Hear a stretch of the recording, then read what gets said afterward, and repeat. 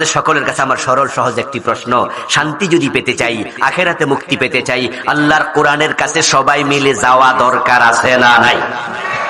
কোরআন কোন দলের কিতাব? জোরে বলেন, কোরআন কোন দলের কিতাব? কোরআন আমাদের সবার কিতাব। কিন্তু দুঃখ কি জানেন? দুঃখ হলো আমরা কোরআনের কথা বলছি আর আপনি এখান থেকে বইয়া বইয়া কইতাছেন এই হুজুরটি বেশি বালানা। ওরা সুযোগ পাইলেই বুঝি কি কইতে চায়, ওরা মনে অমুক দলের পক্ষে কয়ে লইতেছে। আমার দোস্ত, কোরআন কি কোন দলের? কোরআন কি শুধু আমার একা? কোরআন কি আপনার কিতাব নয়? আপনি সমালোচনা করছেন কেন? এক মুরব্বী 4 ছেলে, এক ছেলে বাবারে বাবাই রাখে না, বাবার সাথে সম্পর্কই রাখে না। আর 3 ছেলে সকালে অফিসে যাওয়ার সময় আব্বা দোয়া করেন, হ্যান্ডশেক করে সালাম দিয়া বিদায় নেয়।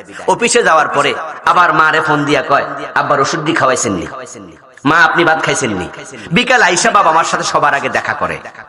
3 ছেলে মা বাবার সাথে দারুণ সম্পর্ক রাখছে, আর এক ছেলে কথা বলে না, সম্পর্ক রাখে না।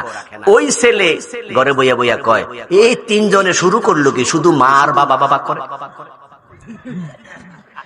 আপনাদের কাছে আমার প্রশ্ন, যেই ছেলে মা বাবাকে ডাকে না, সম্পর্ক রাখে না, তাকে কি মা বাবা জন্ম দেয় নাই? কথা বলে না কেন ভাইরা? জন্ম দেয় নাই?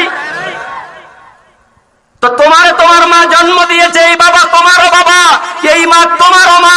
তুমি মা ডাকো না, বাবা ডাকো না, ওই 3 ছেলের দোষ না, তাদের দোষ দিও না, বরং তুমি জানেন কোরআন আমাদের একার কিতাব না। আমরা কোরআনের আইন চাই, আপনি চান না, এটা আপনার দোষ। আমাদেরকে জঙ্গিবাদ বলবেন না, আমাদেরকে মৌলবাদী বলবেন না। কোরআন আমারও কিতাব, আপনারও কিতাব। আপনি কোরআনের আইন চান না, এটা আপনার দোষ। ওই ছেলে যে বাপ ডাকেন, এটা হের দোষ। বাকি 3 ছেলের দোষ আছে? বরং ওই 3 ছেলে যা করছে সেটাই হলো আসল কাম।